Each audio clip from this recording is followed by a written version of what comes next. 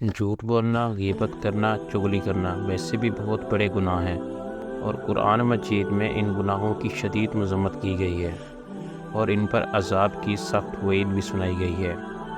اور اگر ہم روزے کی حالت میں جھوٹ بولتے ہیں یا غیبت کرتے ہیں یا چغلی کرتے ہیں تو ان گناہوں کی شدت میں مزید اضافہ ہو جاتا ہے۔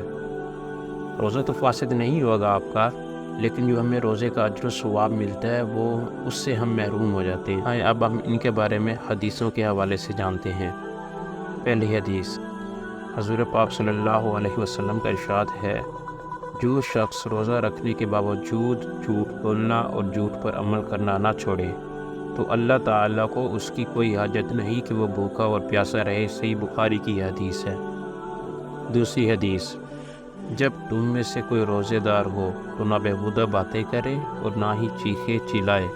اگر کوئی اس کے ساتھ گالی گلوچ یا لڑائی جھگڑے پر اتر آئے تو کہہ دے، بھائی مجھے معاف کر دو، میرا روزہ ہے۔ تیسری حدیث، بہت سے روزے دار ایسے ہیں جنہیں روزے سے بھوک اور پیاس کے سوا کچھ نہیں ملتا۔ الغرض حقیقی اور کامل روزہ وہی ہے جس میں انسان تمام خواہش، منکرات اور برائیوں سے بچے۔ تو ہمیں یہ کوشش کرنی چاہیے کہ ہم روزے میں غیبت، چغلی کرنے سے بچے رہیں اور جتنا ہو سکے عبادت میں وقت گزاریں، تاکہ ہمیں موقع ہی نہ ملے کہ ہم غیبت کر سکیں یا کوئی جھوٹ بول سکیں۔ اور خاص طور پہ جب ہم بولنے لگیں تو ہمارے ذہن میں یہ خیال ہونا چاہیے کہ اس سے ہمارے جو روزے کا ثواب ہے وہ کم ہو جائے گا۔ تو ہمیں کوشش کرنی چاہیے کہ جھوٹ بولنا، ویسے عام زندگی میں بھی جھوٹ نہیں بولنا چاہیے، مگر رمضان میں ایک خاص کوشش کرنی چاہیے۔ ہو سکتا ہے اس کوشش کی وجہ سے ہماری عادت بن جائے اور ہم جھوٹ بولنا، غیبت کرنا اور چغلی کرنا چھوڑ دیں۔